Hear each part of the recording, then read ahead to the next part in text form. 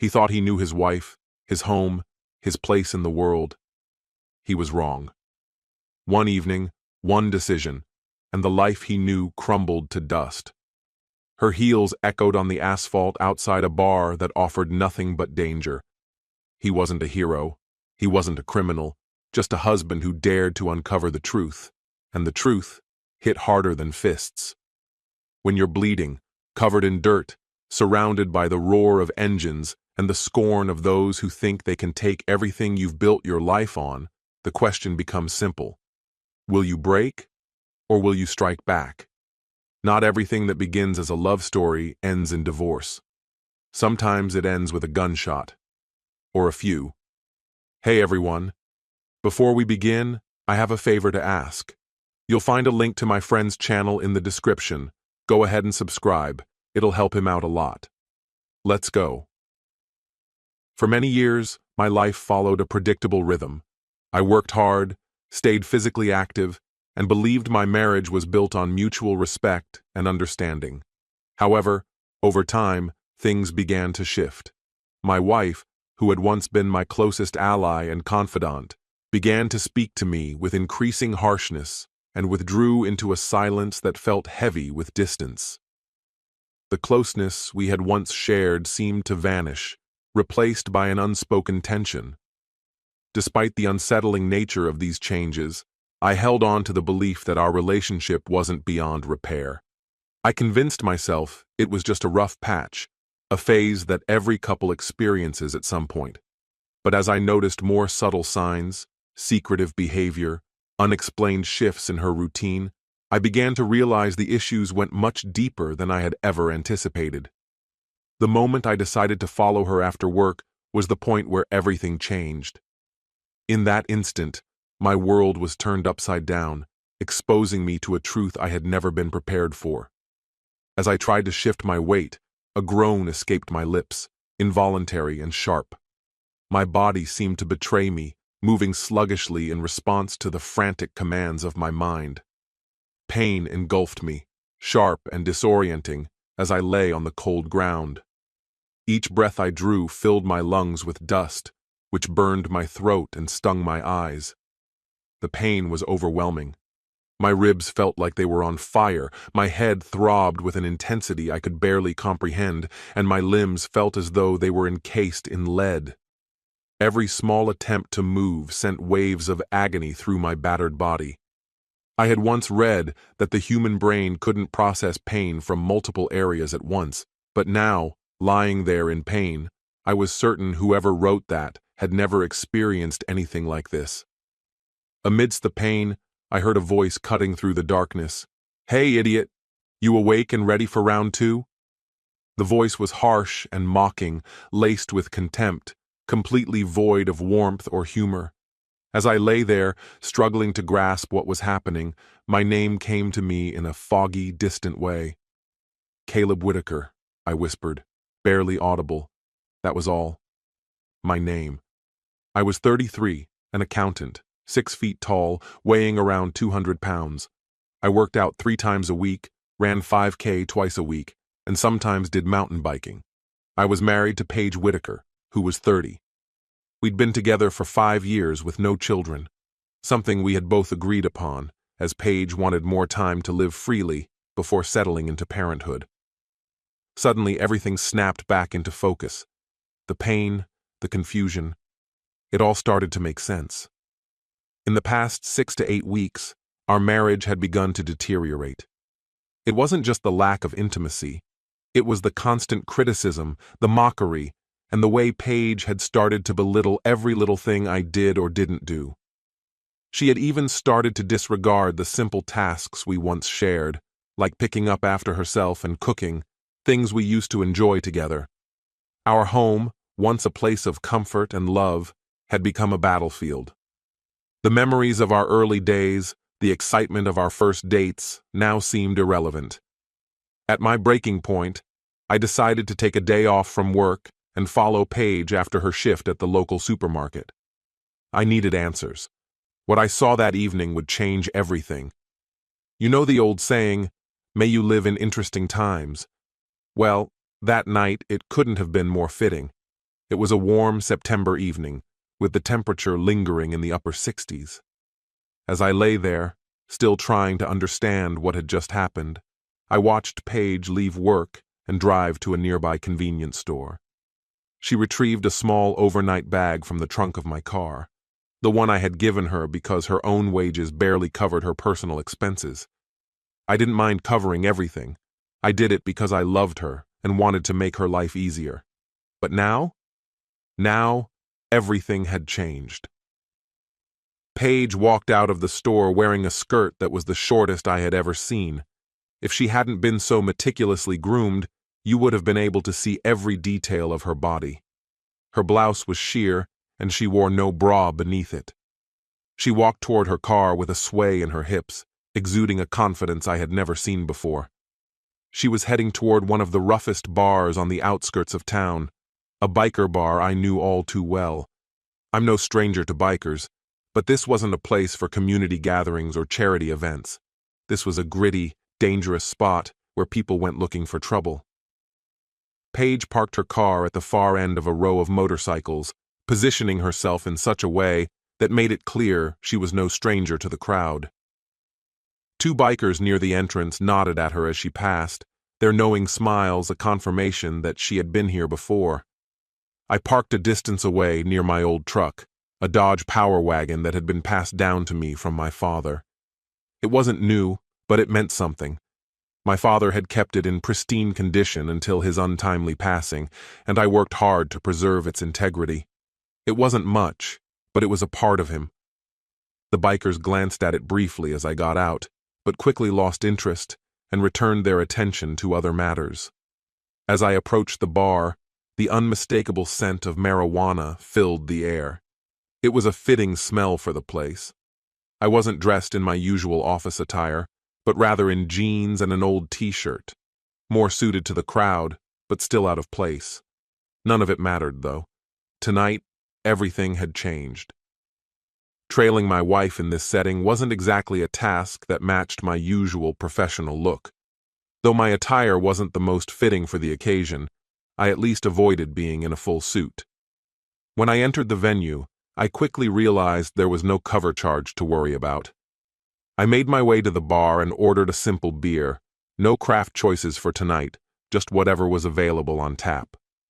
As I took a sip, I glanced casually at the mirror behind the bar. It was easy to spot Paige. There weren't many women around, and she stood out even more because of her height, towering over the other women in the room. She was already seated on the lap of a gigantic man, the biggest I'd ever seen. The man, seated beneath her, seemed to be a giant in every sense. Even sitting, he was at least a foot taller than her, easily surpassing 6 feet in height, and tipping the scales at well over 250 pounds. His size wasn't just due to muscle, he had a bit of extra weight around his middle. But there was no doubt about it. This man was powerful. I was preparing to finish my drink and leave when Paige pulled away from the giant's lips and glanced around, making sure to flaunt her hold over the alpha male in front of the other women. Her eyes locked onto the back of my head. She quickly looked away, only to glance back again. That's when I knew it. She'd recognized me. I cursed quietly under my breath. Without a second thought, I sprang from my seat as if it were on fire, desperate to get out of the place. Paige's voice rang out sharply behind me. "That's my husband, Caleb! Someone stop him! He's going to ruin everything!" Before I could even make it halfway to the door, a man grabbed my arm. In a flash, I spun around and shoved him against the wall, breaking free from his grasp.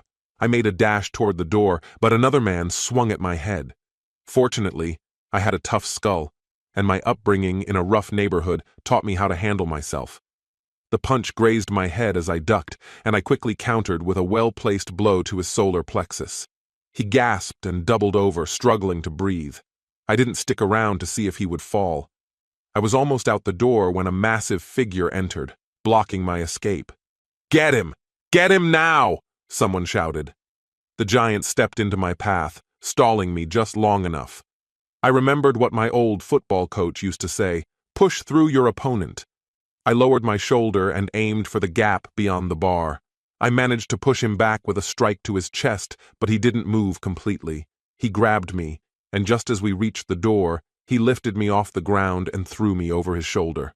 My momentum carried me down a flight of stairs, and I crashed into the dirt below with a painful thud. I scrambled to get up, but the giant, this Brandon, was already coming after me. This guy was massive, built like an armored tank, and he plowed through my defenses with ease. I'm not sure I even landed a punch on his rock-hard body. All I felt was pain, punches, kicks, every hit sending waves of agony through me. Once he had me pinned on the ground, he didn't seem to break a sweat. He methodically took me apart, one blow after another. He taunted me throughout the beating. "Take this, loser. You think you can just come in here and stir up trouble? I'm going to fuck her 3 times tonight, just to show you who's really in charge. I take her every night. She comes here, and you get my sloppy seconds when she gets back home." His insults didn't stop, and as my body grew heavier with pain and fading consciousness, I heard Paige's laughter in the background. Brandon barked orders to the others. "Keep an eye on him. If he gets up, let me know. I want another shot at this little shit before I'm done with him." When I came to, I knew I had to think fast to avoid another round of punishment. My vision was blurry, and I wasn't sure what the next move would be, but I wasn't eager to find out. One of my eyes wouldn't open. It didn't feel swollen, so I assumed blood must be blocking my sight. I freed my right hand, which had been pinned beneath me, and wiped away the dried blood. Slowly, I managed to crack open my eyelid just enough to see through my right eye. My left seemed fine, at least. I wasn't sure where the others had gone, but I hoped I was out of their view, hidden in the shadows. I started to crawl, inch by inch, careful not to draw attention. After each movement, I paused, listening for any sound that might signal I was being discovered. Once I was behind the bikes near Paige's car, I carefully got to my knees. The pain was unbearable, but I clenched my teeth and kept going, trying not to make a sound. My breathing was shallow, each inhale sending sharp pain through my ribs, which I suspected were broken. Even the smallest movement reminded me to take it slow and deliberate. When I finally stood up, I surveyed the area. The people nearby seemed distracted, probably due to the drugs and alcohol they'd consumed. They were lounging by the building, too focused on their own indulgence to notice anything else. I couldn't help but think, these clowns wouldn't last a minute in a real fight. Glancing around again, I saw no one near my truck. I hunched over and moved cautiously in its direction. I unlocked the door and slid inside, thankful that the alarm didn't go off, nor did the interior light flash on. I muttered a curse under my breath, annoyed at my decision to lift the truck so high. It was a struggle to climb inside, but the only thing keeping me from being caught was the fear of being seen before I made it to safety. I gritted my teeth, forced myself into the seat, and slammed the door shut behind me. I slid into the driver's seat, turned the key in the ignition, and gently pulled the door shut. The overhead light flickered off. I took a few deep breaths, attempting to steady my nerves while I tried to figure out my next move. Starting the engine would break the silence and alert anyone nearby. How could I slip away unnoticed? My gaze fixed ahead, and a slow grin spread across my face. Damn it. The muscles in my jaw and lips tensed, and the grin quickly faded. Just 30 yards ahead, Paige's car sat, accompanied by all the neatly arranged bikes. Was it even possible to pull this off? There was no way to manually engage the hubs, so it had to be in two-wheel drive. This truck was outdated, lacking the automatic hubs common in newer vehicles. It was now or never. I turned the key, and the engine roared to life on the first attempt. Dropping the transmission into low gear, I slammed my foot on the accelerator. The group near the door, still bleary-eyed, glanced up just in time to witness my truck barreling toward Paige's car and the bikes. The massive object in front of my truck collided with the left side of her car. The car was so light it almost lifted off the ground. I could feel it lift before slamming into the bikes. The noise was deafening, jarring the watchers from their stupor and causing them to shout in panic. I kept pushing forward until my truck came to a halt. Quickly I reversed, relieved to see nothing was wedged under the tires, then spun the wheel and shifted into second gear, clearing the worst of the wreckage. A sharp turn of the wheel, and I plowed through the remaining bikes, pushing them up against the bar's door, trapping anyone trying to flee. Unfortunately, I couldn't ram the building itself. I would have loved to crash right into Paige and her companion, but I had to settle for spinning the truck around, kicking up dust as I sped out of the parking lot, heading away from town. My body ached, and despite all the effort spent shifting gears and steering, my breathing hadn't improved. I needed medical attention, but not at the town hospital. No way. I was aiming for a trauma center about 50 miles to the west. For the first few miles, the road was empty, and I didn't see anyone following. The two-lane highway felt unusually deserted. Then, headlights appeared in the distance, quickly joined by more. But there were no flashing red or blue lights. No cops. As the headlights grew closer, I realized they belonged to motorcycles. Guess I hadn't taken them all out. A few bikes sped up alongside me, and I could hear chains rattling against metal. Damn it. I didn't think they could damage the truck, but they could certainly scratch the paint. My mind raced, trying to figure out how to lose them or stop them. I knew their top speed would probably surpass my old trucks, so outrunning them wasn't an option. In desperation, I swerved across the center line, forcing two of the bikes off the road. The large motorcycles didn't fare well with ditches, and both riders lost control, crashing. As I dealt with the bikes on the left, a few others surged up on my right. A quick maneuver sent them off the road on the other side. I caught a fleeting glimpse of one rider tumbling off his bike. Couldn't have happened to a nicer guy. A few bikes were still tailing me, dangerously close. I hoped none of them would try to jump into the truck bed. That would bring them far too close for comfort. Suddenly I slammed on the brakes, feeling a slight thump. I hit the gas again, and when I checked the rearview mirror, all the headlights had disappeared. Damn. In every movie, the bikers always chase down the driver until they win. Is it really that simple to shake off a motorcycle? As I neared Centerville and the trauma center, my mind started racing once again. How could I stay hidden from Paige? She and Brandon would probably assume I'd either go home to recover or head straight to the nearest hospital. If they couldn't find me at home, they might figure I'd end up at the local trauma center. How could I stay one step ahead of them? The answer came to me as I slowed to a crawl. I remembered an acquaintance who owned land near Centerville. He rented out the pasture but rarely checked on it, making it the perfect place to lay low. I headed toward what I thought was his small ranch. The place had been abandoned for years, but the farmhouse and barn still stood, surrounded by towering trees. I drove in and parked behind the barn, leaving my wallet and ID in the truck, placing the keys atop the rear wheel, where they wouldn't be easily visible. Damn.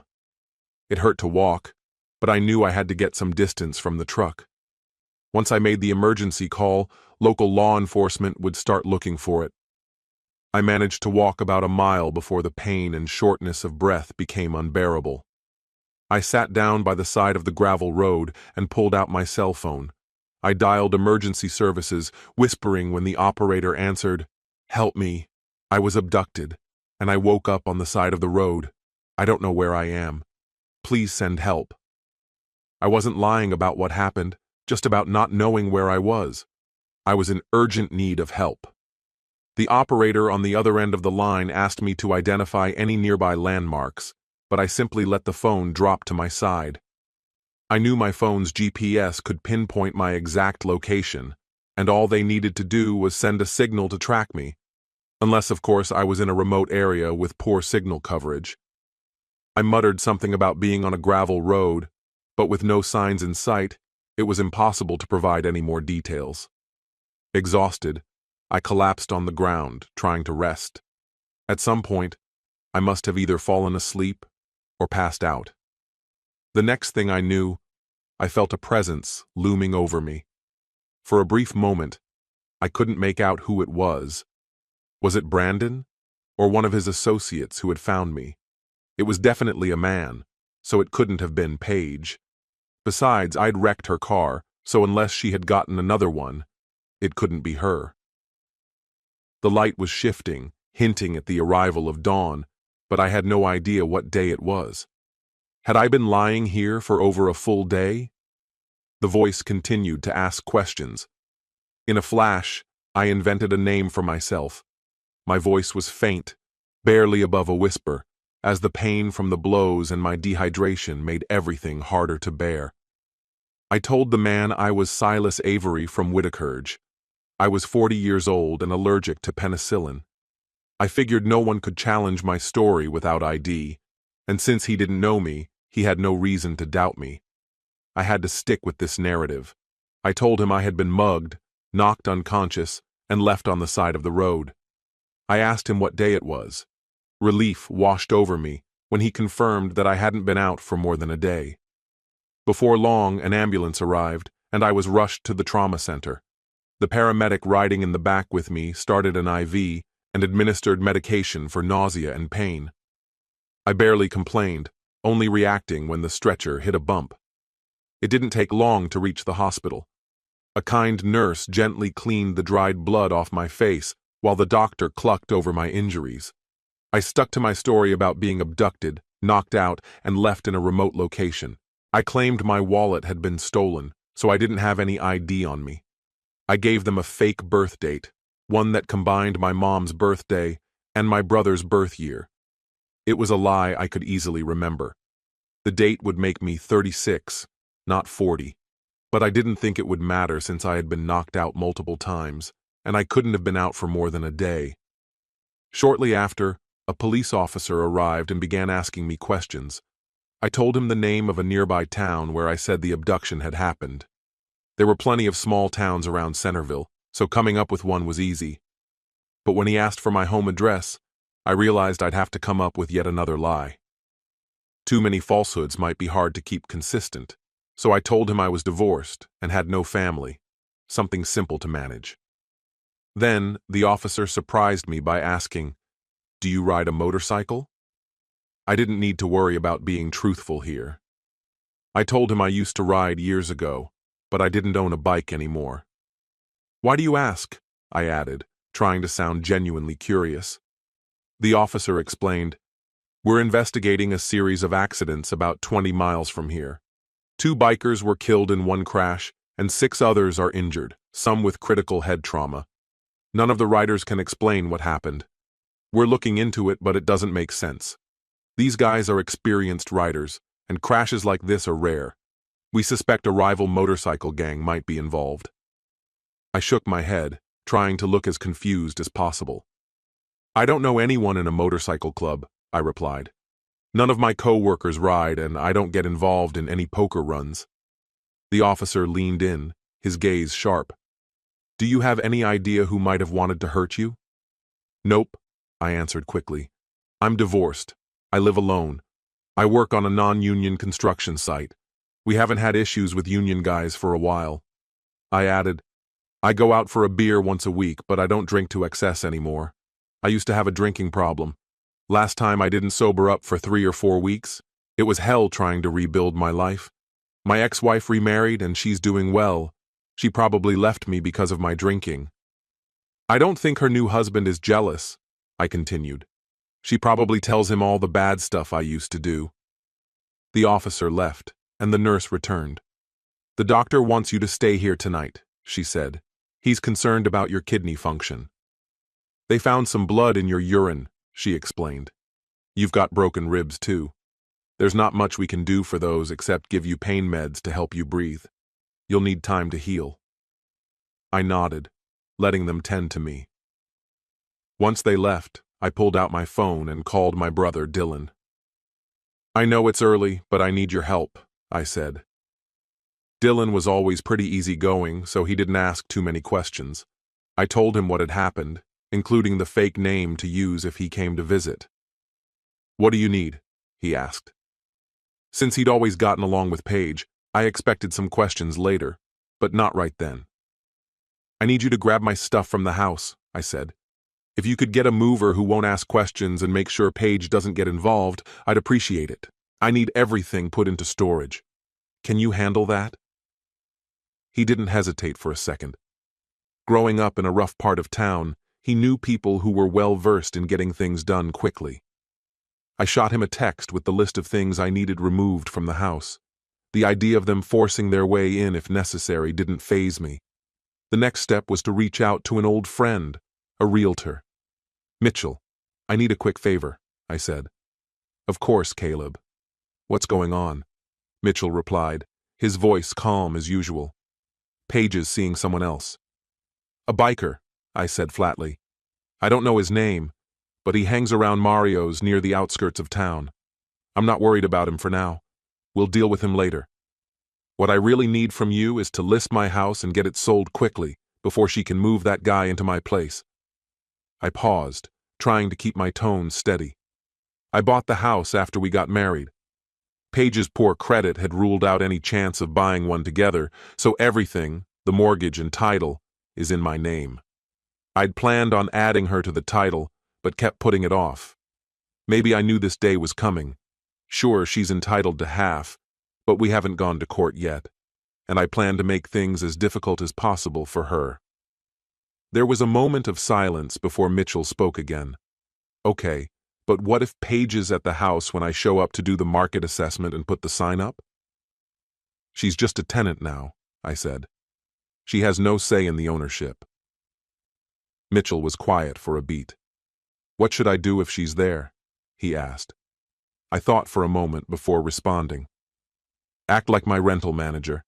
Take her a month-to-month lease and tell her she needs to keep the house in showable condition and be ready for viewings. Make sure she knows that if she refuses to sign, she'll be evicted." Mitchell chuckled briefly, though it was devoid of humor.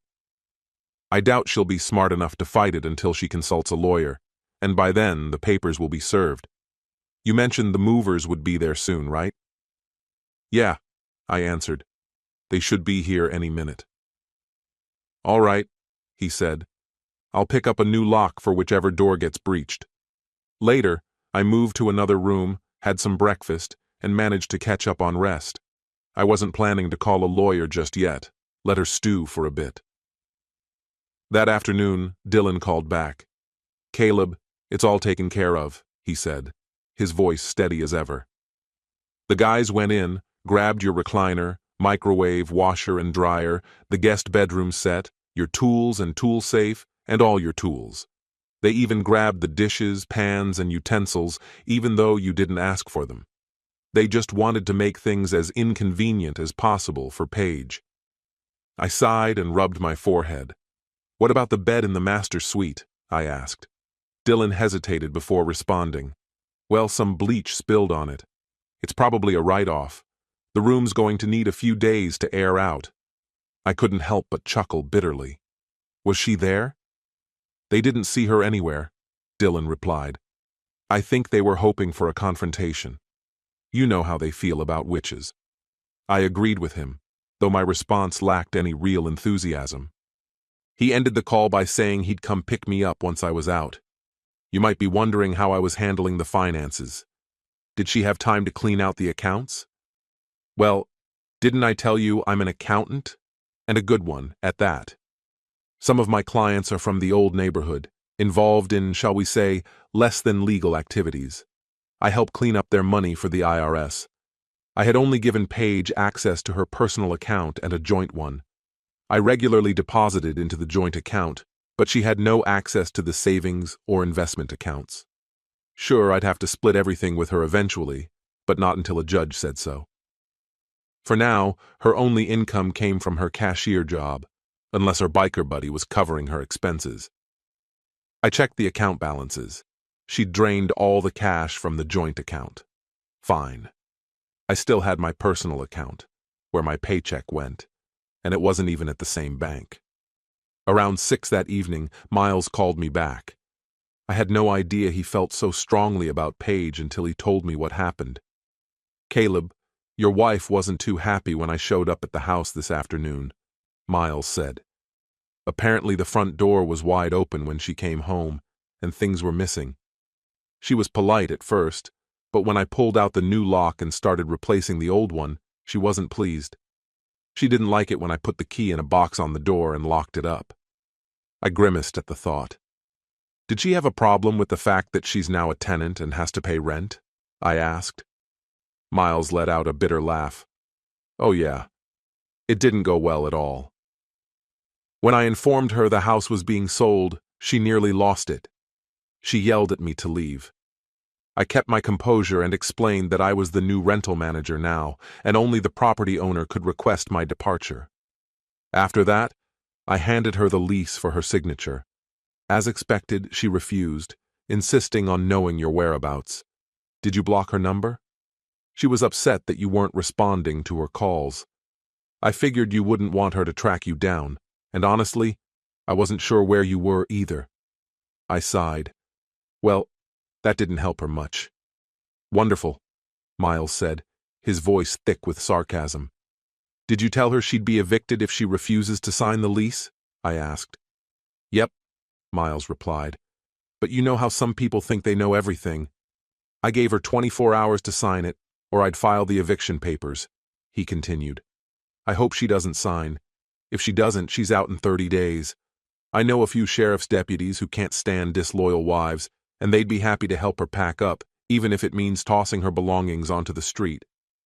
After the call, I checked my phone, still feeling groggy, and noticed I had accidentally blocked her number. There were several missed calls from her starting around midnight, along with some texts. Instead of erasing them, I decided to keep them, just in case I'd need them for a future divorce lawyer, along with the voice messages. I managed to sleep decently that night, probably due to the painkillers, although I like to think the idea of upsetting Paige played a bigger role than the meds. The next morning, the doctor came by to discharge me. My kidney function had improved, and my breathing had stabilized, but he made it clear I wouldn't be running anytime soon. I promised to take care of myself and, of course, avoid being kidnapped again. By the time Dylan arrived, I had already fixed my name with admissions and called the office to ensure the insurance details were sent to the nurse since I still didn't have my wallet. Dylan took me to my truck, and we headed back to our hometown. I didn't think of it as home anymore since I was technically homeless now. Once we got into town, I checked in with work. My boss was furious that I'd disappeared for several days.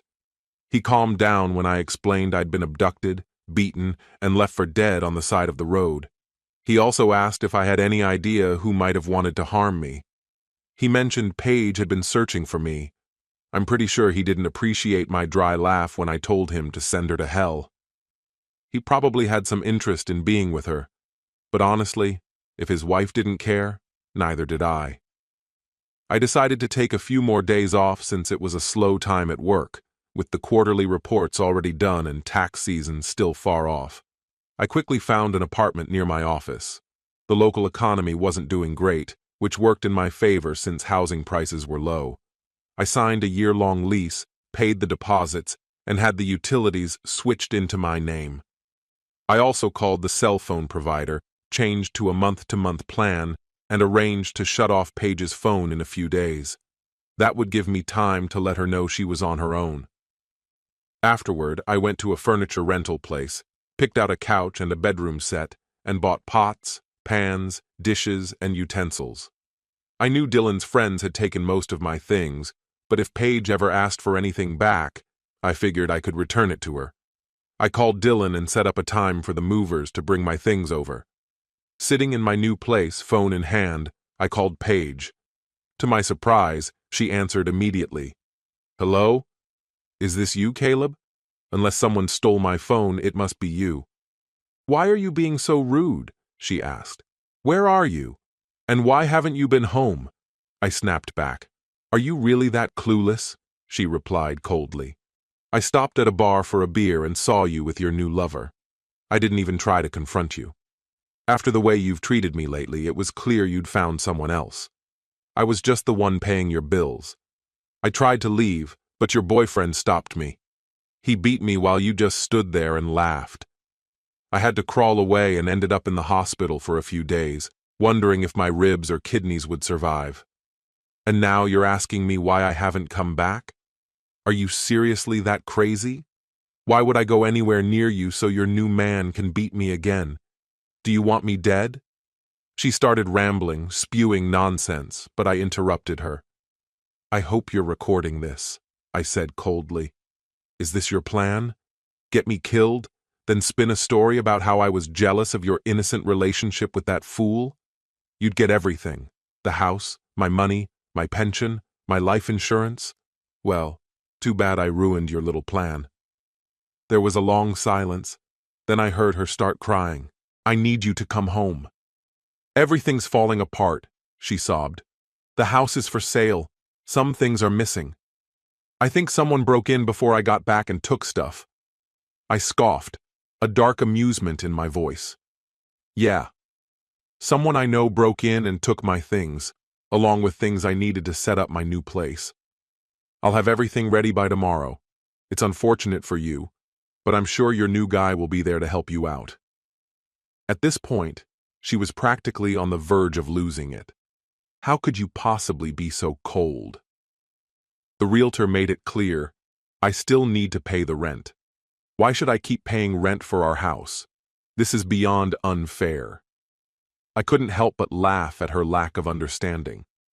Yes, I actually laughed during our call while I said it. What happened between us? Are you really that out of touch, or are you just pretending to be clueless? If you want answers, look in the mirror. You decided to treat me like garbage, all while getting involved with someone else before even properly ending things with me. You spent my money buying new clothes and partying with him. That wasn't the first time you were with him either. Everyone knew exactly who you were with and what you were doing. And then you had the nerve to laugh while he almost killed me.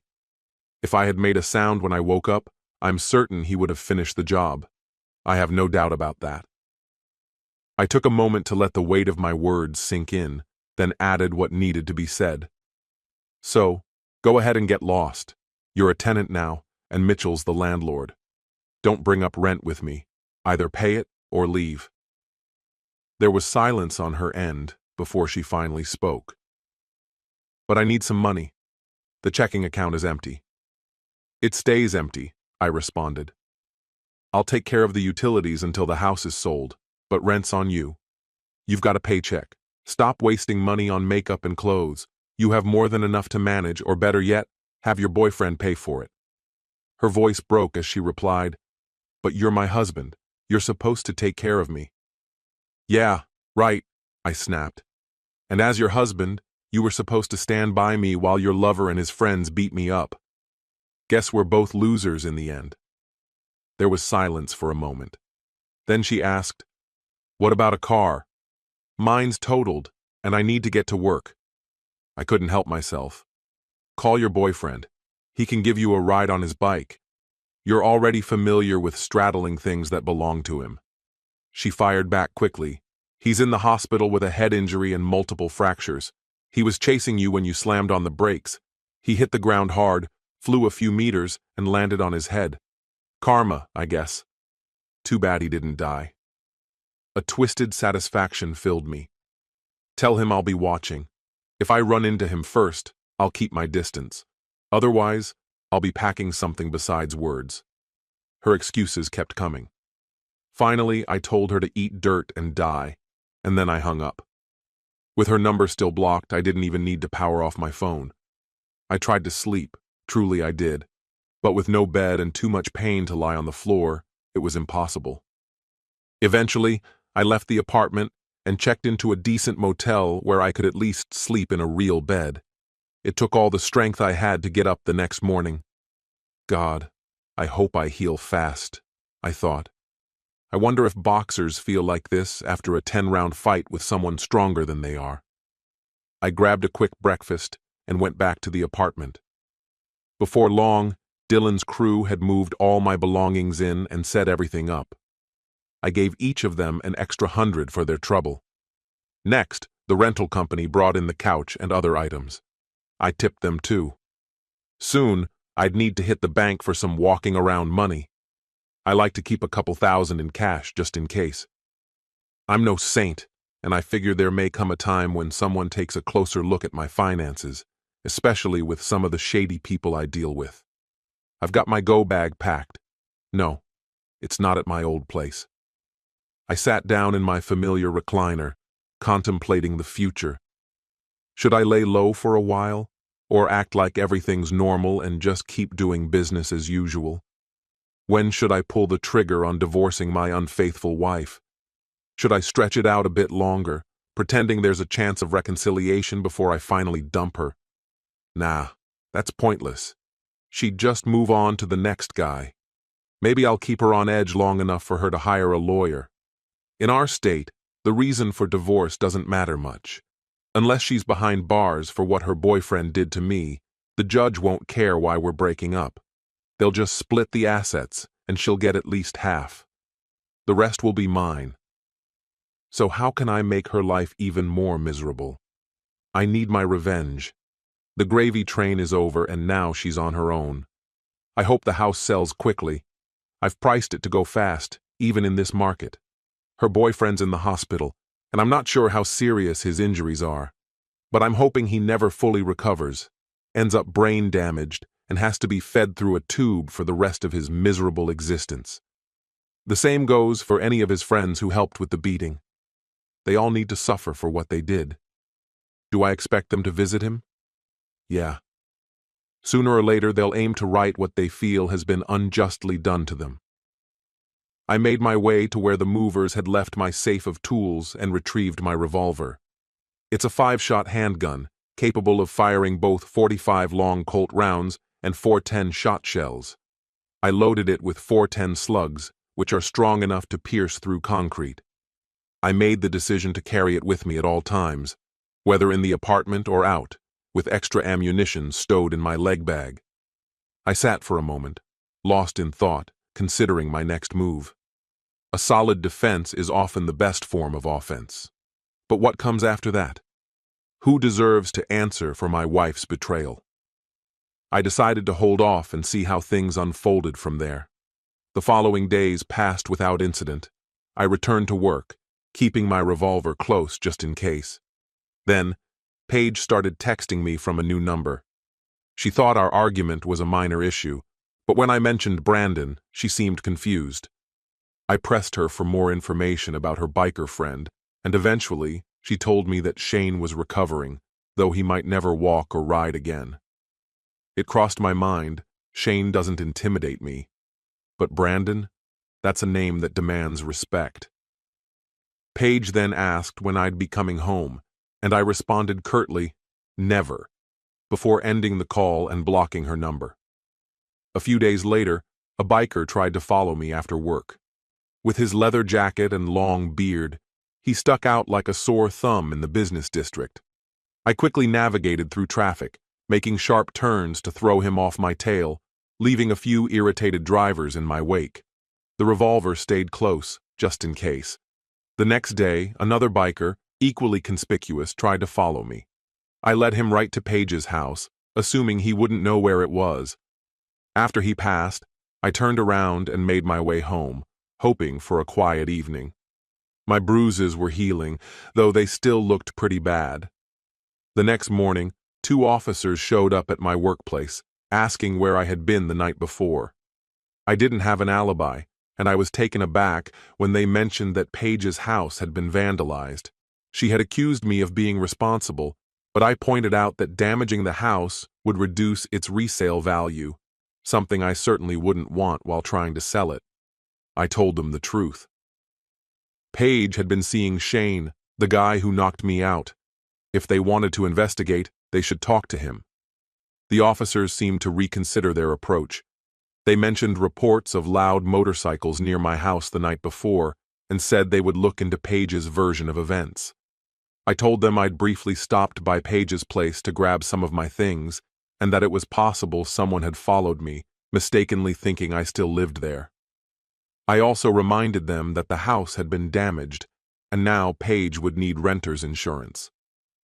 One of the officers chuckled, muttering, "Couldn't happen to a nicer person."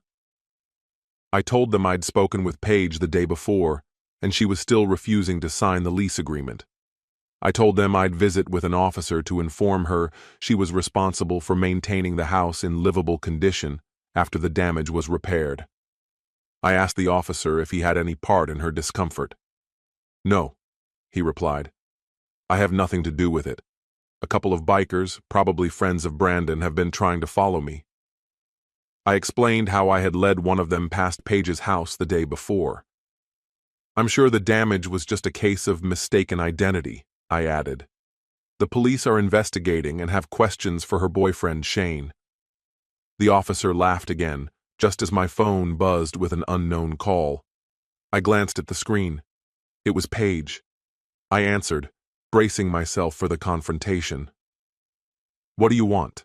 I asked. "Why are you involving the cops?" she shot back. "Why would I damage a property I'm trying to sell? Are you on something?" Her anger took me off guard, but I quickly composed myself. "I thought you'd be smarter than this, Paige. Now you're accusing me of vandalism?" There was a long pause, followed by the sound of her swallowing nervously. Her voice softened. "Caleb, I'm sorry. When you were angry with me, I thought you might have done the damage." After the officers left, I called Shane. He admitted that some of his friends might have been seeking revenge. "You hurt a lot of guys and damaged their bikes," he told me. My frustration boiled over. "I hurt someone? I was the one knocked out cold when your idiot of a boyfriend laid hands on me. How can you say I hurt anyone?" "I was in the hospital," I added. Paige's voice faltered, but she continued. "Shane and his crew think you're the one who ran them off the road. They were just trying to stop you from going to the cops. You didn't have to hurt anyone." "Jesus," I muttered. "Do you even hear yourself? I was the one knocked out cold. Your boyfriend had people waiting to finish me off when I came to. You stood by and cheered him on. And now his friends trashed your house, and you're trying to blame me?" I said, my frustration mounting. "Keep popping those stupid pills, Paige. You'll end up turning tricks for Brandon soon." She started to argue, her voice rising with anger, blaming me for everything. "Shut up and listen," I interrupted. "Mitchell's coming over today to assess the damage for the insurance claim. I'm only insuring the property as a rental now, not as a personal home. You'll need renter's insurance. But this is our home, not a rental. Why are you doing this?" she asked. She spoke, her voice a mix of confusion and disbelief. I inhaled deeply, trying to calm my racing thoughts. "What exactly about your betrayal, your affair, and the destruction of our marriage is unclear to you? This mess is entirely your doing. I've been by your side through everything, and this is how you repay me, by having an affair and letting him hurt me? You wanted this. You're the one to blame," I stated firmly, cutting the call short. I focused on what I had to do next. My ribs throbbed with every breath as I tried to control my anger, my face still aching from the healing wounds, and a simmering rage boiled beneath the surface. As I left the office, I spotted another biker waiting for me. He wasn't even attempting to hide. He was just keeping his distance. I steered my truck toward Centerville, making sharp turns in an attempt to shake him off. Eventually, I slammed on the brakes and blocked the road, positioning my truck sideways to cut off his path. He couldn't maneuver around me, and his bike was too bulky to slide like a dirt bike. I stepped out, pulling my judge and raising it just enough to make my intentions clear, but not enough to immediately threaten his life. He looked uncertain, trying to talk his way out of it. "Mister, I don't know what this is about, but I just want to go home." He was about to say more, but I interrupted him. "You've been tailing me since I left work. We're 40 miles from where you think you belong. No more chances. You messed up last week when you let Brandon beat me. Some of your buddies are still nursing their injuries from that mistake. Last night, you vandalized Brandon's girlfriend's house, thinking you had me trapped. Now here you are, practically begging me to end this for you. How much dumber can you get? One shot from this, and you'll be lying in the street, bleeding out with a hole in your chest. You'll know exactly what's happening, and there won't be a thing you can do about it." He tried to speak, but I cocked the judge. I said, "No more warnings. If you live through this, go back and tell your friends what happened. I've already filed a restraining order against you and your crew. If this ends up in court, I'll say it was self-defense, and no one will be upset if I take a few of you down. Hell, I might even get a medal for it, I added with a sarcastic grin. I stepped closer. Take a look around. See anyone watching us? The neighbors probably heard your bike, but they don't want to get involved. No sirens. Either the cops don't know or they just don't care. He looked around, realizing no one was paying attention. The street was empty, the sun dipping low in the sky. I clicked the cylinder on my gun. 2 shots. He seemed to be panicking now. I raised the judge and fired, blowing out his headlight with a .410 birdshot round. The glass shattered, but caused no further harm. It was just enough to send a clear message. Now, turn around and go home. It's getting dark, and without a headlight, you won't make it far. I might follow, and I doubt you'll survive a crash in the dark. He nodded quickly and spun his bike around, speeding off like he was escaping a fire. I waited until he disappeared before heading downtown, watching carefully for any of his friends. When I reached my apartment, I parked behind the building as usual and swapped the birdshot for slugs. No more playing nice. The rest of the evening was uneventful, but I knew it wouldn't last. It held for a month until Shane was out of the hospital. One night, as I drove home, I checked my mirrors, no sign of anyone following. I relaxed, parked in my usual spot, and prepared for a quiet evening with a frozen dinner and some football. Just as I was about to get ready for bed, there was a loud crash at the door. Shane had found me. I quickly activated the video recorder on my phone and dialed emergency services, explaining the danger I was in. The dispatcher heard the yelling in the background and reassured me that help was on the way. I debated opening the door but didn't want to give the impression I was setting a trap. So I waited for him to break it down. When he did, the door splintered, one of the hinges ripping off the frame. Shane stormed in, grinning maliciously. "Well, look who's here. Time to pay for what you did," he sneered. He raised his hands, ready to strike, but didn't notice the weapon I held. I fired twice, aiming to stop his advance. His arms dropped, and he staggered backward, confusion in his eyes. I sidestepped him just as 2 more bikers entered the apartment. They came to finish what Shane had started, but I wasn't about to give them the chance. I aimed carefully, firing with precision. Each slug hit its target, taking them down without escalation. It wasn't like in the movies. There were no grand slams, just bodies collapsing with painful groans. I called emergency services again, requesting ambulances. As I reloaded, I heard sirens and the rumble of motorcycles. It seemed Shane's friends were too scared to stick around. The 2 bikers I'd shot were still alive, gasping and writhing, likely wounded in the abdomen. Shane wasn't doing much better, struggling for breath, clutching his chest, still muttering curses. "You bastard. Why didn't you just die when I hit you? She's mine now." I looked him squarely in the eye. "I told her to tell you I'd stay out of your way, but if you came after me, I'd put you down like a rabid dog." It was evident that you had learned nothing from the entire ordeal. I only hope your friends pick up on the lesson before I deal with them personally. "You think you're tough?" I turned off the recorder on my phone and leaned in close to his ear. "I have people who will keep quiet. They'll simply make you and your group disappear without a trace. No one will know what happened to you. Your families will ask, but they won't get an answer. All they'll find is a hole in the ground." Shane's eyes lost their focus, and with that, he exhaled his last breath before I could utter another word. The police arrived shortly after, and I made sure to appear non-threatening, kneeling on the floor with the judge opened and shells scattered around me, my hands behind my head. The first officer kept his weapon trained on us while they cuffed me. Despite the fact the other 2 bikers weren't a threat, they were restrained as well. A quick search revealed knives and tools, and when they examined Brandon's body, they found brass knuckles. Ambulances soon arrived, and the 2 bikers, looking pale and shaken, were rushed to the hospital. The police read me my Miranda rights and began questioning me. I had them contact a lawyer I knew, and I gave my full statement without hesitation. They seized my phone, noted the timestamp on the emergency call, and found pictures of my injuries along with messages from Paige. It was clear the district attorney had all the evidence needed. I was booked on charges of manslaughter, assault, and possession of a firearm. A detective warned that additional charges might follow, but once my lawyer arrived, the questioning stopped. The next morning, I was released on my own recognizance.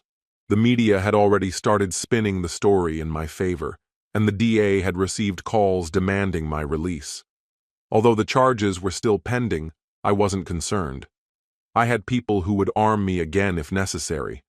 The DA also informed me that Paige had changed her story, now claiming that Shane had come to make amends and wanted me to manage his finances. I couldn't help but laugh. The DA pointed out that the recordings told a different story and expressed hope that the violence would subside. I simply nodded as I walked out. Paige was waiting for me outside. "You murderer! How dare you kill my man!" she screamed. "He only came to bury the hatchet." She tried to slap me, but 2 officers stepped in quickly and restrained her. My attorney had them press charges for domestic assault, and they took her away. I hoped the DA would play the recordings of the break-in and the attack for her, though I wasn't optimistic it would silence her. Since my apartment was still a crime scene, Dylan took me to his place. It was time to wrap this up. My attorney started divorce proceedings with Paige before leaving. Dylan and I strategized about Shane's associates and how they needed to understand the consequences of their actions. My old contacts were going to help teach that lesson. First on the agenda was Mario's, the bar where it all began. It had been sold to a group of investors, and the place was set to close for a massive renovation. I heard the new owners planned to turn it into a venue for children's birthday parties. The bikers would need to find a new spot to meet, drink, and do whatever else they did. Before Mario's shut down for good, 2 men, clearly armed and with no attempt to conceal it, entered and sat at the table usually occupied by the bike club. I later learned that everyone seated there walked away with the understanding that any future acts of retaliation against me would become a serious issue for my associates. Some names had even come up. Old acquaintances, some with questionable reputations. I was confident the message had been received. After a few weeks, the charges against me were dropped. Paige tried to cause trouble, but the DA made it clear that lying to the police was a criminal offense. She eventually admitted that Shane hadn't come to hire me for anything. He had simply wanted me to pay for what I had done to his friends. She didn't seem overly remorseful. I suspect she genuinely thought she loved him, and that he felt the same way. It cost me half of my publicly known assets to get her out of my life, but it was worth it. And just to be clear, only the assets that were publicly known. A reliable source told me that after the final hearing, a very unpleasant woman paid Paige a visit. Paige then decided to move far away to avoid any further encounters with me. My friend didn't provide all the details, but it sounded like there was some strong persuasion involved to ensure Paige understood what had to happen. Paige even tried to sue me again, claiming I had hidden assets, but after that visit, she quickly realized it wasn't worth the trouble. I don't know exactly what was said or how, but whatever happened, Paige understood the message loud and clear. While she still lived in the house, it was quickly repaired. I also funded some upgrades that would raise the house's value, according to the contractor. Yes, she paid the rent as agreed. I think she realized I wasn't kidding.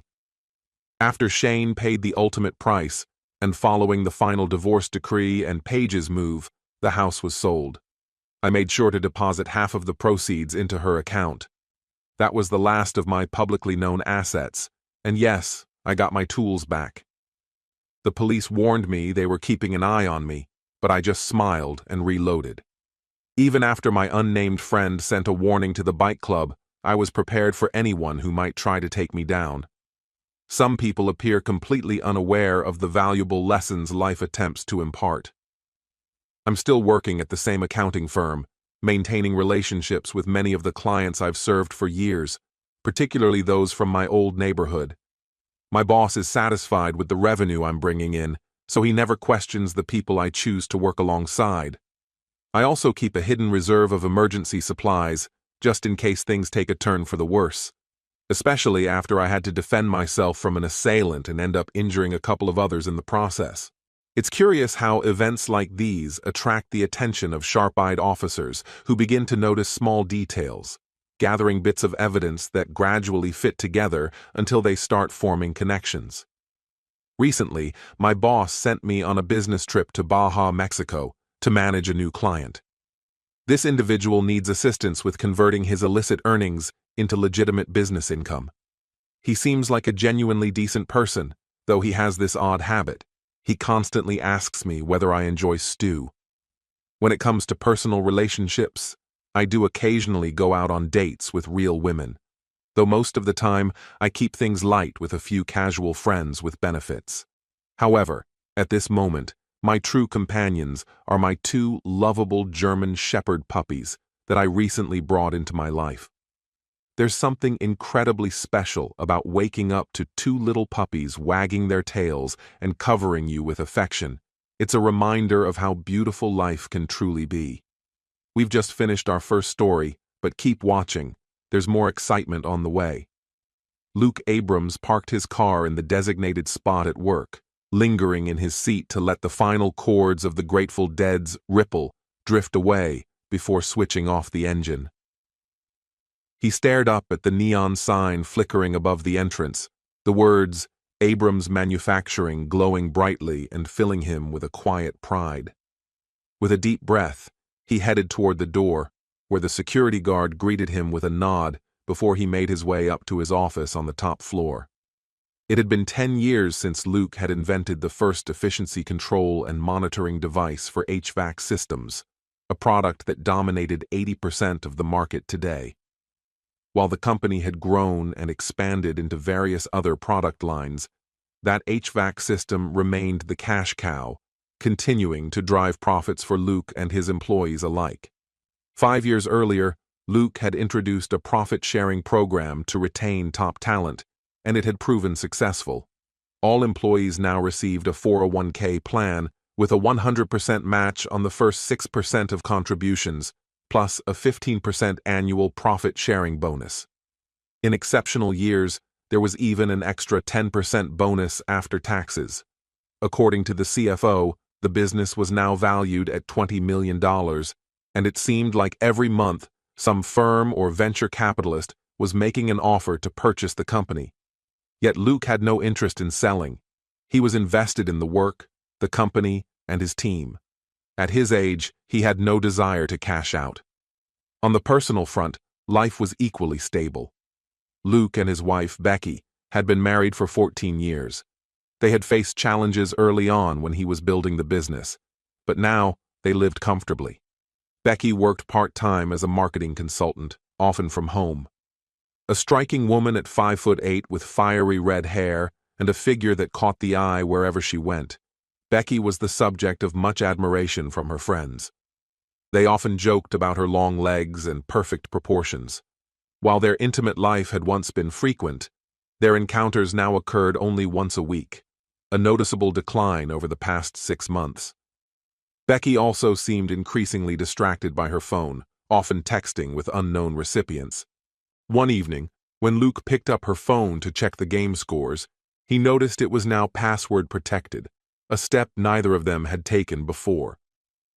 When he brought up the changes in their relationship, especially the dwindling intimacy, Becky dismissed his concerns, attributing it to exhaustion and aging, reassuring him that her love for him was greater than he could possibly understand.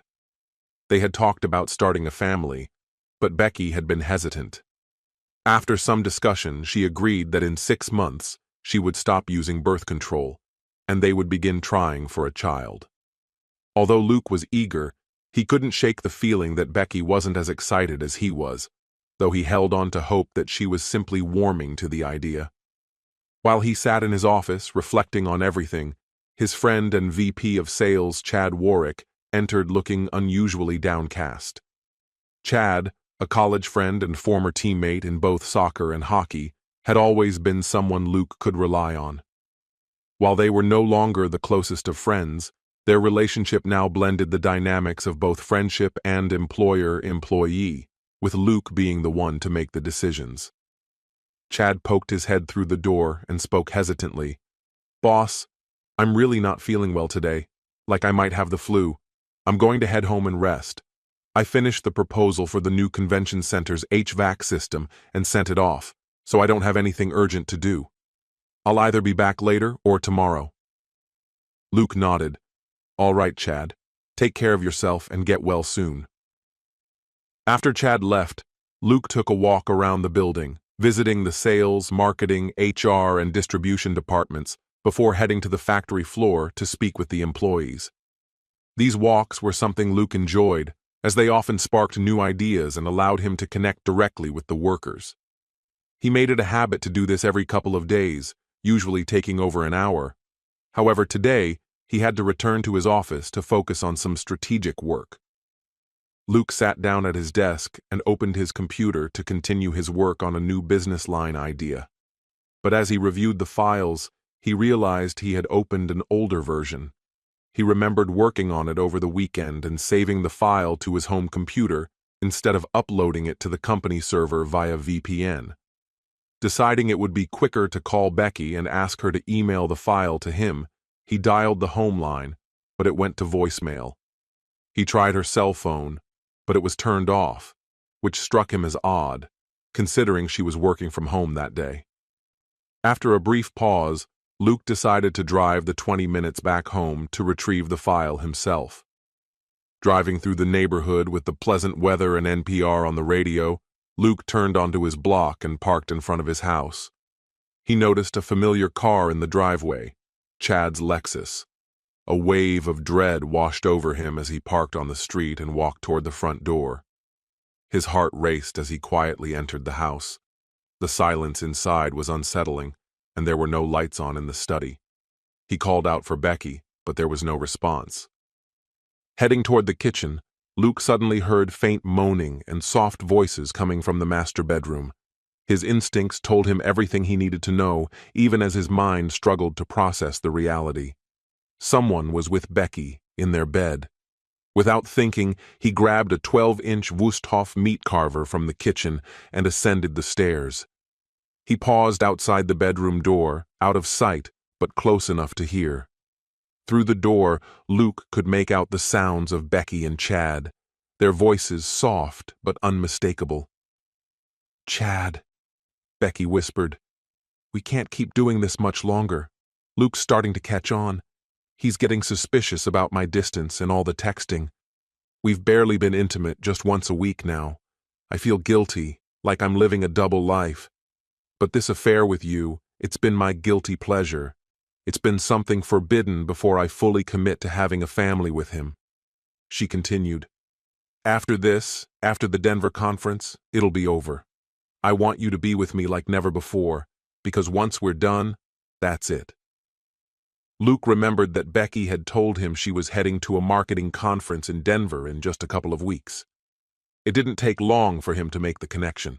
Her trip lined up perfectly with the one that Chad, his friend and employee, was also attending in the same city. The realization hit him like a ton of bricks, and he felt an immediate weight in his chest as the situation unfolded before his eyes. Grabbing his phone, Luke started recording a video, cautiously peeking around the doorframe. Inside, he saw Becky on top of Chad, her movements full of intensity. The scene was gut-wrenching. Luke's voice shook with emotion as he spoke.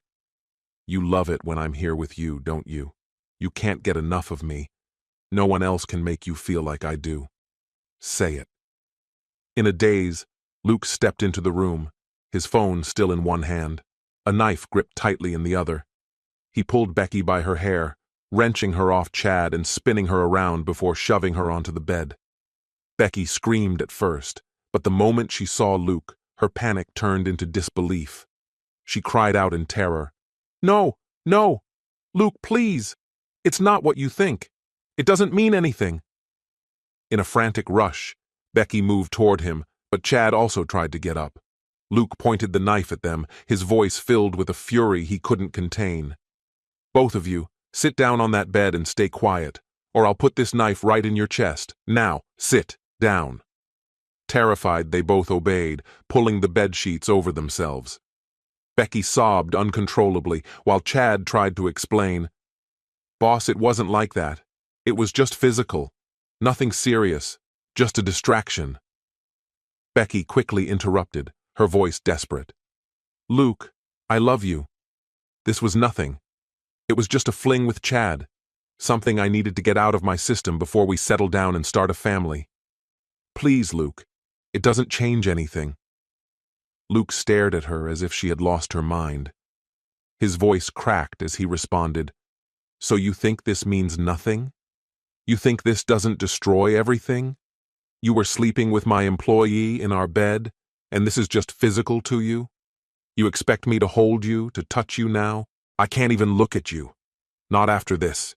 You've shown me you have no respect for me, no respect for this marriage." Becky recoiled, the weight of his words sinking into her chest. This wasn't the man she had once known, the man who had always treated her with adoration. His anger cut through her, deep and sharp. Luke's face was grim as he dialed a number, his hands shaking with a mix of fury and heartbreak. When the call was answered, he spoke, his tone calm but filled with seething emotion. "Janie, it's Luke.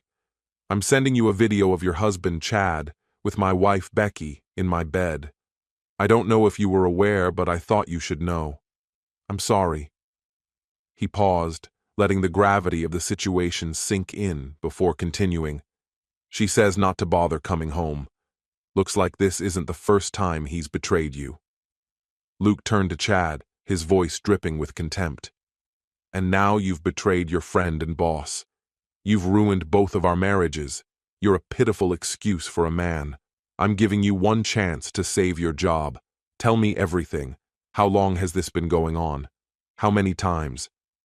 Becky, panic rising in her chest, begged, "Luke, please, don't make us go into all the details.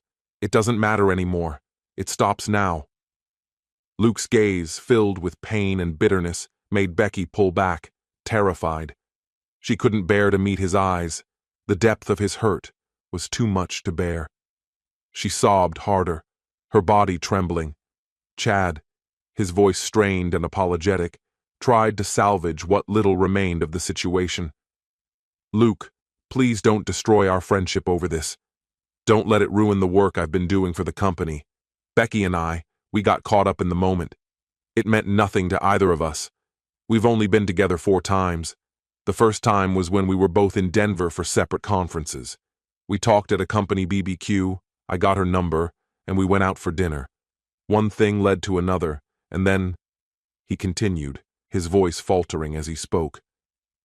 "The second time was when Becky called me, told me you were out of town, and asked me to come over. We ended up in your room.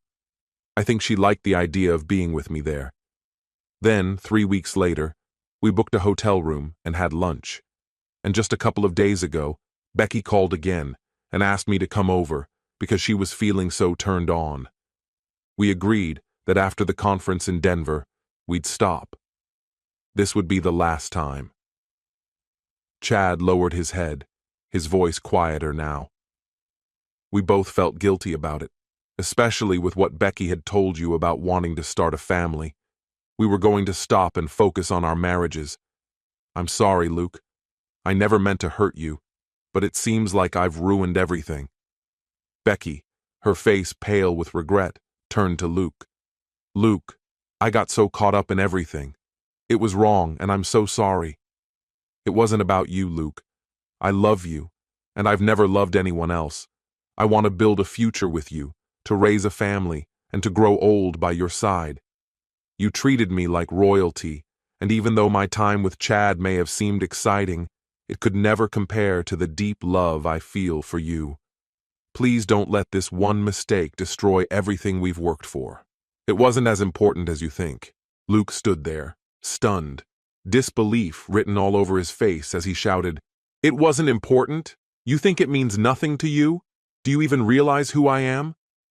Do you honestly believe that letting another man touch you wouldn't completely ruin everything we've built?" How am I supposed to get past the pain of betrayal, the lies, and trust you again? After this, how could I ever want to be close to you? How can you expect me to still feel the same way about you after you've treated me like this? Can't you see the damage you've done to what we had? For the first time, Becky truly saw the depth of the changes in their relationship. The silence between them felt deafening, the emotional distance like a wall she hadn't noticed before. What used to be an intimate connection now felt hollow, a mere task to get through. A mistake, she now understood, could be a fleeting, drunken mistake. But the planning, the secret meetings, the affair itself, those were choices, conscious decisions, not just an error in judgment. "What's wrong with you?" Luke's voice trembled with frustration. It was in that moment that Becky fully grasped the weight of her actions. She had told herself it was just a meaningless fling, that it wouldn't harm her marriage, perhaps even make it stronger. But Luke's words shattered that illusion. She had emotionally and physically distanced herself from him, though she still loved him deeply. But the guilt, the gnawing guilt, had eaten away at the bond they once shared. She had been so sure she wouldn't be caught, so certain that Luke's trust in her was unshakable. But now she saw it for what it was. That trust was forever broken. She had convinced herself that if she was ever discovered, Luke's love would be enough to forgive her, and she could make things right by being a better wife and starting a family together. But now, standing in the cold truth of their brokenness, she saw how naive, how selfish she had been. She had told herself that a final fling would somehow improve things, but instead, she had caused irreparable damage to the man she loved, the man she wanted to build a life with. "Oh my God," she thought, "have I ruined everything? How do I fix this?" Her voice cracked as she looked at Luke, whispering, "Please, Luke, forgive me for the pain I've caused. I didn't think it would be this bad. I didn't understand the extent of the damage I was doing. I never meant to hurt you, Luke. I never wanted to disrespect you." Luke raised his phone, playing a video of her, breathlessly whispering, "Yes, Chad. No one makes me feel the way you do. Don't stop. How can you possibly think this wasn't disrespectful?" Luke's voice was like ice. "How could you do this to me, in our own home with him? You disgust me." He turned to Chad with a cold fury. "I made a mistake hiring you. Don't bother coming back tomorrow. You're fired. Get out of my house." Chad scrambled to get dressed, rushing down the stairs in a panic. Becky stood, frozen, but Luke snapped, "Stay where you are, you traitor. Don't you dare move from those filthy sheets." She retreated, shrinking back into the bed as Luke's face twisted in agony, his expression turning darker, full of anger and hatred. "What did I do?" she wondered. "How could I have destroyed this man's love for me?" Chad hurriedly ran out the door, and Luke collapsed, tears pouring from his eyes. Becky tried to approach him, to offer comfort, but Luke recoiled, holding up a knife between them, his eyes full of disgust. She looked at herself, at the consequences of her betrayal. She felt repulsed by what she had done. She had broken her vows, destroyed the sacred trust between them. Overcome with shame, she ran to the bathroom, locked herself in, turned on the shower, and collapsed onto the floor, hoping that by giving him space, he would calm down enough for them to talk. For the next half hour, she wept under the hot water, desperately trying to wash away the shame. When she finally emerged, dried off, and slipped into her robe, she moved cautiously down the hall. "Luke, I'll set up the spare bedroom for you. I'll give you all the space you need until you're ready to talk and hear my apology." There was no answer. She returned to their bedroom, only to find the drawers open and empty, most of Luke's clothes gone. The suitcases were missing. Her heart sank as she turned and saw the butcher knife lodged deep into her pillow, the mattress torn by it. Luke was gone. With a heavy heart, she could only hope that he would stay safe, find peace, and perhaps, one day, be willing to speak to her again. Becky stumbled into the spare bedroom, her emotions too overwhelming to contain any longer. She collapsed onto the bed, curling up in a tight ball, her sobs echoing in the stillness. Exhausted, she eventually drifted into an uneasy sleep, her body physically spent, but her mind still churning with distress. Meanwhile, Luke retreated into his office, only to find little relief. His night was far from restful. He spent hours pacing in his conference room, lost in a spiral of thoughts, the weight of his decisions pressing down on him. His first action was to alert HR and security, initiating the formal process of terminating Chad's employment. But the turmoil didn't end there. The following morning, when Chad appeared at the office, hoping for a reprieve, he was met with a cold reality. Security escorted him out, stripped him of his badge, and delivered the stark warning that any attempt to return would involve the police. Luke sat at his desk for hours, immobilized by his thoughts. The room felt suffocating as he struggled with the weight of his emotions. Deep down, he knew there was no way to salvage his marriage. The love he once felt for Becky had evaporated, leaving only a painful emptiness. The foundation of their relationship, trust, connection, and mutual respect, had been shattered beyond repair. It wasn't just about anger or betrayal. It was about the undeniable truth that their bond was irreparably broken.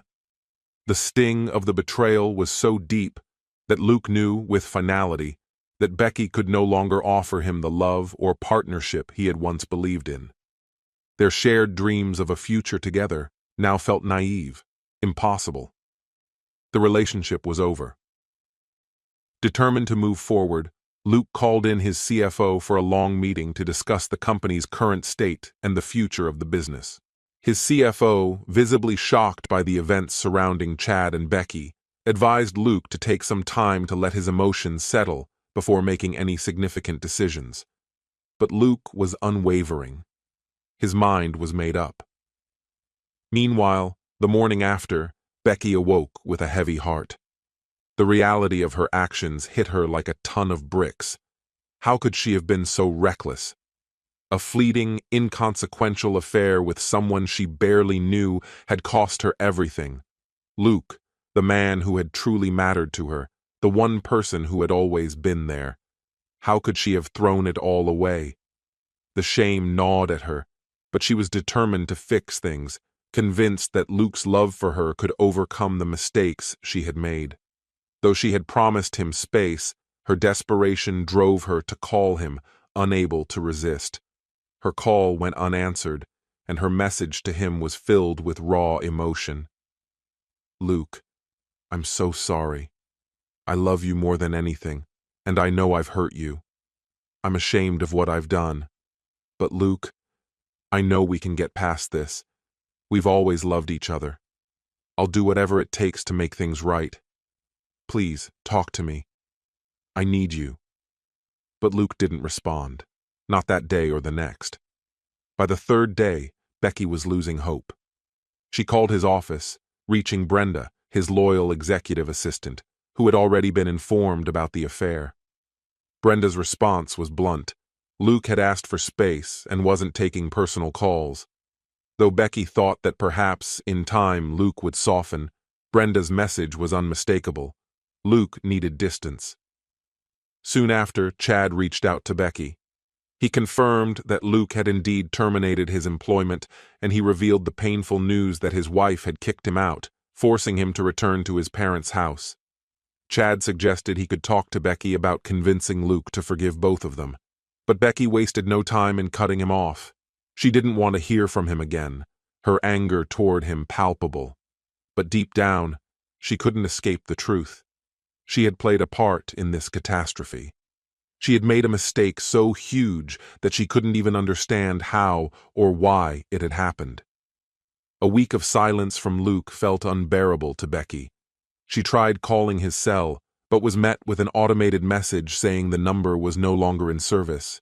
She tried his office next, but the response was the same. He was unavailable, and she was urged to stop calling. Desperation began to take hold. She needed to act. Up until now, Becky had tried to keep her affair a secret, hoping that Luke's pride would prevent him from telling anyone. But now, with nothing left to lose, she began reaching out to his friends, asking if anyone knew where he was or what he was thinking. Each of them refused to share anything, siding with Luke and treating her with an indifference that cut deep. They all made it clear that Luke had stated this was a personal matter, which meant he had likely shared everything with them.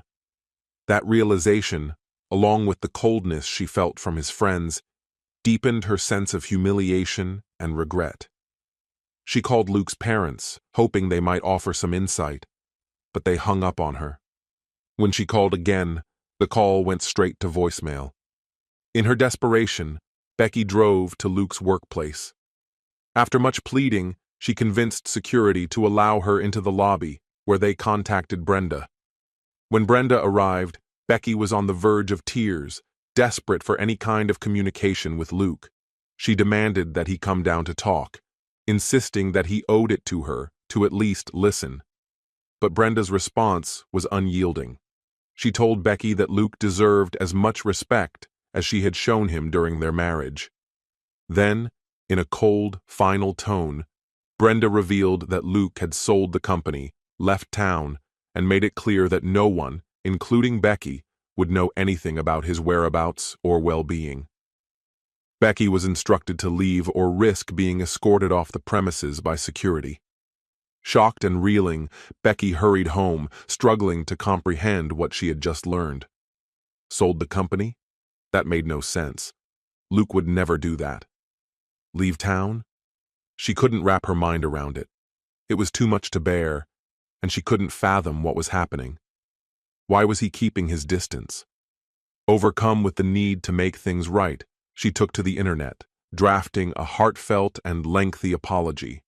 However, when she attempted to send it to both his personal and work email addresses, her messages were returned, marked as undeliverable. Desperation mounting, she tried reaching out to his parents, only to find that her number had been blocked.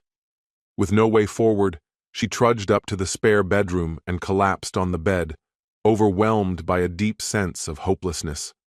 For the following month, Becky drifted through life in a daze. She hadn't heard a single word from Luke, and there was no indication of his whereabouts or how he was dealing with their split. In a last-ditch effort, she hired a private investigator. After some time, the investigator returned with a sparse report. They revealed that Luke had sold his business, though the exact sale price was confidential, rumored to be more than $20 million. Further investigation uncovered that Luke had closed all their shared accounts, canceled his phone and email services, sold off his assets, and seemed to vanish without a trace. However, he had paid off their mortgage, transferring the house's deeds solely to her name. Despite all efforts, no one, whether family, friends, or co-workers, had any idea where he had gone or how to contact him. 2 months after his disappearance, a man appeared at Becky's door, holding a manila envelope. Seeing Luke's handwriting on the label, she eagerly tore it open, desperate for any clue about his state of mind. Inside the envelope, the first item to fall out was his wedding ring, followed by several documents and a photograph that had been torn into strips. As she carefully pieced the photo back together, she realized with a pang of sorrow that it was their wedding photo. Overcome with emotion, Becky collapsed into sobs, crying uncontrollably for several minutes. When she finally regained composure, she turned to the rest of the contents: legal documents, a letter, and a USB drive. She picked up the letter and began to read. Becky, I know you were hoping to see me and talk things over, thinking we could move past the affair. You convinced yourself it was a momentary lapse, a meaningless fling that I should simply overlook, and that we could return to how things were before you shattered both our vows and my trust. I was stunned that you thought things could go back to normal. Now I understand that you never truly loved me the way I loved you. If you had, you wouldn't have betrayed me. You never seemed to realize the depth of the hurt you caused. No one has ever wounded me so profoundly as you did. For it to come from the woman I once treasured more than anyone else, it's something I can never forgive. I will never be able to trust you again, nor will I ever be able to be close to you without remembering what I saw. Perhaps to you it wasn't such a big deal, or perhaps you think I'm overreacting. If that's the case, I've included the video of you and Chad destroying everything we had. Your words haunt me every time I think of them. It became clear to me, from the calls I received from friends and family asking why I left you, accusing me of being cruel for disappearing, that you never took responsibility for your actions, not with them, and not with your own family. Regrettably, I've sent the video and a separate letter to those people, so they can see just how deeply you betrayed me. I guess part of me wanted revenge. I'm not proud of what I did, but at the time, it felt like the only option left. From this point forward, you'll never hear from me again. You'll never see me again. I won't return to our house, to our town, or even to this state. I'll never understand why you did what you did, whether it was something lacking in me or in you. I hope, before you enter another serious relationship, you take time to reflect on why this happened. I hope you can remember the pain you caused me before you think of betraying someone else. Maybe one day I'll heal from this, the humiliation, the disrespect, and I'll remember the good times we had when our love was real. Maybe instead of the anger I feel now, I'll become indifferent. If I become the man I hope to be, maybe I'll even find a way to forgive you, or at least understand. But don't expect that day to come. Maybe you don't care anymore. I'll never know, and that's something I'll have to live with. Goodbye. The final items in the envelope were marked divorce papers. By now, Becky was overwhelmed with emotion, her tears blurring the words, and she collapsed onto the floor, unable to focus on the paperwork in front of her. 5 years passed since Luke's sudden departure. As promised in his letter, Becky hadn't heard a word from him. There was no update on his life, no hint of where he might be or how he was doing. Luke had been generous in the divorce settlement, giving her $1,000 along with the house and all its contents, instead of offering future support. Her lawyer had explained that this was the best deal she could get, given that the $22 million from the sale of Luke's company was held overseas and would never be available for any court-ordered settlement. Becky, however, was indifferent.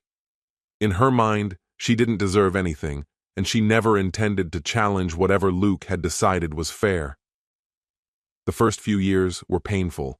Her friends and family had all seen the infamous video of her with Chad in the same bed she had once shared with Luke.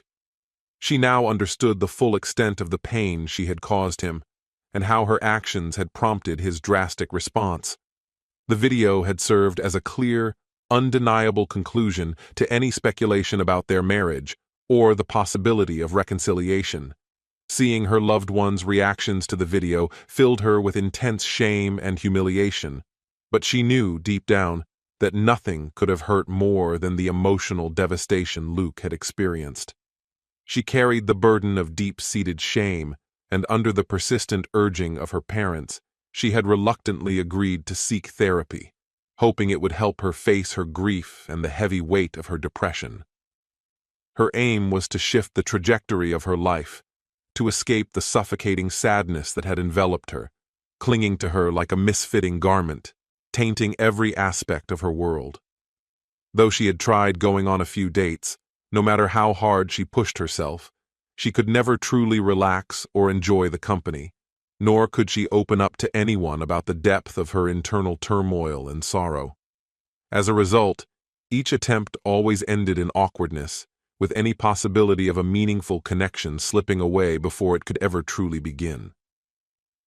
In her search for fleeting moments of peace, she had occasionally turned to brief physical encounters, hoping that the closeness might offer some sense of comfort. Yet, these moments only left her feeling uncomfortable and humiliated, stark reminders of the intimacy she had once shared with someone who had now become a distant memory, something now reduced to a hollow, aching absence. The thought of engaging in another such empty, transient encounter was a burden she could no longer endure. When Luke left, he took the wedding album with him, leaving her with almost no tangible memories of their shared past. With each passing day, the image of his face, the sound of his voice, the essence of his spirit, and the warmth of his touch slowly slipped further away until they seemed to belong to a different lifetime altogether. Our story has come to an end. What do you think about this story? Share your thoughts in the comments. And if you enjoyed the way I tell stories, head over to my channel and check out my other videos. May the force be with you. See you soon, my friend.